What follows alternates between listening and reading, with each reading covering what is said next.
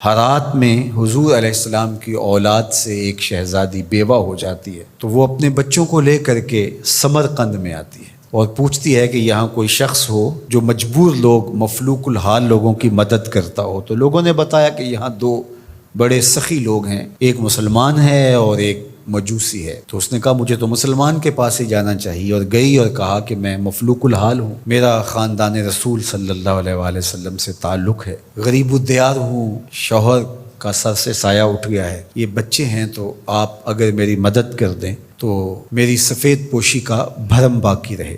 تو اس نے کہا کہ بہت سارے لوگ آتے ہیں اور اس طرح کی باتیں کرتے ہیں، تم بتا سکتی ہو کہ تمہارے پاس کیا ثبوت ہے خاندان رسول سے ہونے کا؟ تو اس نے کہا میں مفلوک الحال ہوں، بچوں کو لے کر کے ہرات سے یہاں پہنچی ہوں، تو میں شجرہ تو ساتھ نہیں لیے پھر رہی، بس میری بات پہ اعتبار کر لیا جائے۔ اس نے کہا کہ میں تیری بات پہ اعتبار نہیں کر سکتا۔ خیر وہ وہاں سے اٹھی اور اس مجوسی کے پاس چلی گئی اور اس کو جا کے بتایا کہ مفلوک الحال ہوں، یہ میرے چھوٹے یتیم بچے ہیں، میں رسول کریم صلی اللہ علیہ وآلہ وسلم کی اولاد سے ہوں، تو آپ اگر میری مدد کر دیں۔ تو اس نے انتظام کر دیا ایک چھوٹے سے گھر کا، اور جو ضروریات کی چیزیں تھیں وہ باہم پہنچا دیں۔ یہ بھی سو گیا اور وہ مسلمان تاجر بھی سو گیا۔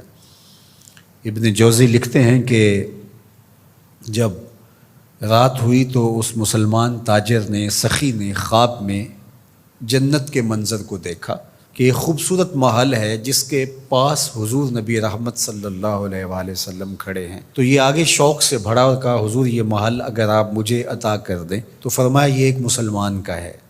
تو کہا میں بھی تو مسلمان ہوں۔ فرمایا تیرے مسلمان ہونے کا ثبوت کیا ہے؟ آنکھیں کھل گئیں، ماضی کا سارا قصہ ذہن میں تازہ ہو گیا، اور وہ جو لفظ کہے تھے کہ تیرے سیدہ ہونے کا ثبوت کیا ہے، وہ لفظ احساس پہ ہتھوڑے برسانے لگے اور نکال دیا گیا دربار رسالت سے۔ صبح ہوئی تو ڈھونڈتا پھرتا ہے کہ کل یہاں کوئی سید زادی اپنے بچوں کو لے کر کے آئی تھی، کسی کو پتہ ہو تو لوگوں نے بتایا کہ وہ فلاں مجوسی ساہوکار اور سخی جو ہے اس کے پاس ہے۔ تو وہ گیا اور دروازہ کھٹکھٹایا اور قدرے غسیلے انداز میں کہنے لگا کہ ہمارے نبی کی بیٹی ہے اور آپ کو حق نہیں پہنچتا ہے، ان کی خدمت ہمارا ہی حق ہے، بلکہ کہا 300 دینار لے لو اور جلدی کرو ہمارے سپرد کر دو۔ تو اس نے مسکرا کے دیکھا، کہا کہ میں نے تو انڈٹھا سودا کیا تھا، اب تو منظر دیکھ چکا ہوں، جہاں رات آپ کو دھکے دے کر نکالا گیا وہاں مجھے وعدہ دیا گیا کہ تو نے میری بیٹی کی خدمت کی ہے، تجھے اور تیری نسل کو جنت کی ضمانت دی جاتی ہے، اور میں تو حضور کے ہاتھ پہ کلمہ پڑھ کے اسلام قبول کر چکا ہوں۔ اللہ اکبر۔ نسبت رسول کا احترام، محض نسبت رسول، عمل تو بعد میں آتے ہیں۔ اللہ اکبر۔ تو فرمایا کہ احبو لأہل بیتی لحبی، میرے اہل بیت سے محبت میری وجہ سے کرو۔ اللہ اکبر۔ امت کو سمجھنا چاہیے کہ اہل بیت رسول کا معاملہ کتنا حساس اور کتنا نازک ہے، اور آقا کریم نے کس قدر اس کو اہمیت کے ساتھ حجۃ الوداع کے موقع پر ارشاد فرمایا۔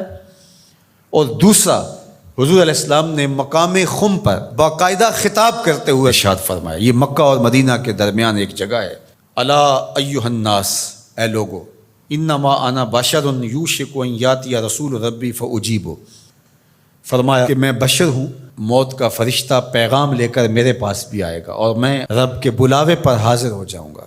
وانا تارک فیکم ثقلین، لیکن تمہیں تنہا اور لاوارث نہیں چھوڑ کے جا رہا، تمہارے اندر دو بھاری چیزیں چھوڑ کے جا رہا ہوں، جس کو میرے حضور بھی بھاری کہیں وہ کتنی بھاری ہوگی۔ اولہما کتاب اللہ، ان میں سے پہلی چیز کتاب اللہ، اللہ کی کتاب، فیہ الہدی والنور فخذوا بکتاب اللہ واستمسکوا بہ، اس میں ہدایت ہے، اس میں روشنی ہے، بس اللہ کی کتاب کو مضبوطی سے پکڑ لو اور اس کے ساتھ تمسک اختیار کر لو، جڑ جاؤ اس کے ساتھ، لپٹ جاؤ، چمٹ جاؤ اس کتاب کے ساتھ، اپنا ربط کبھی بھی قرآن سے ٹوٹنے نہ دینا، قرآن کے ساتھ اپنے تعلق باطن کو کبھی کمزور نہ ہونے دینا، اس کی تلاوت دن کے اجالوں میں رات کی تنہائیوں میں تمہارا معمول حیات رہے۔ فحث علی کتاب اللہ، حضور نے ابھارا لوگوں کو کتاب اللہ کے ساتھ جڑنے کے لیے، وَرَغَّبَ فِيهِ، اور ترغیب دی کہ اس کتاب سے وابستہ رہو، اس کتاب سے جڑو، اس کتاب کو کبھی نہ چھوڑنا۔ ثم قال، پھر ارشاد فرمایا،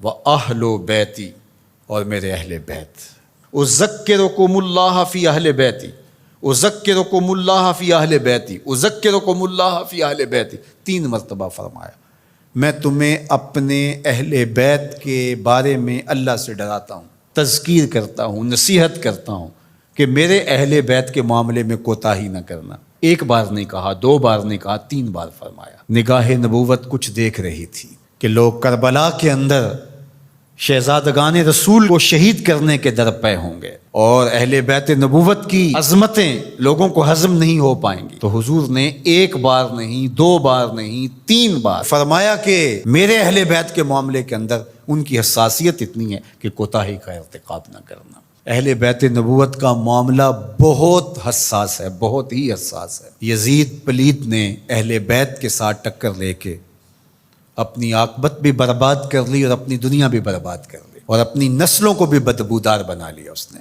یزید کا نام بدی کا استعارہ بن گیا، دشنام سے بھی بدتر، گالی سے بھی بدتر یزید کا نام ہے۔ حضرت امام حسین رضی اللہ تعالیٰ عنہ حق کا استعارہ بن کے ابھرے، اور قیامت تک ان کا نام زندہ، روشن، سرخرو، کامیاب اور بامراد رہے گا۔ رہتی دنیا تک حسین کے نام کا جھنڈا اونچا ہی رہے گا۔ اہل بیت کے لیے دلوں میں محبت جو موجزن نہیں رکھتا سینے میں، اس کے سینے میں پتھر رکھا ہوا ہے، اس کے سینے میں کسی مومن کا دل نہیں رکھا ہوا۔ یہ پیار تو ہر وقت سلگتا ہے، لیکن جو ہی محرم کے ایام آتے ہیں تو پھر خوشبوئیں پھیلنا شروع ہو جاتی ہیں، اور ان کے لیے دل میں جو جذبات پیدا ہوتے ہیں، اللہ اکبر، ہماری 1000 جانیں تصدق ان کے قدموں سے لپٹی ہوئی خاک پر۔ دین کے جھنڈے کو جس طرح انہوں نے اونچا رکھا، سرخرو اور سر بلند کیا، قیامت تک یہ امت خراج پیش کرتی رہے گی، اور محبتوں کے نذرانے ان کی چوکھٹ پہ پیش کرتی رہے گی۔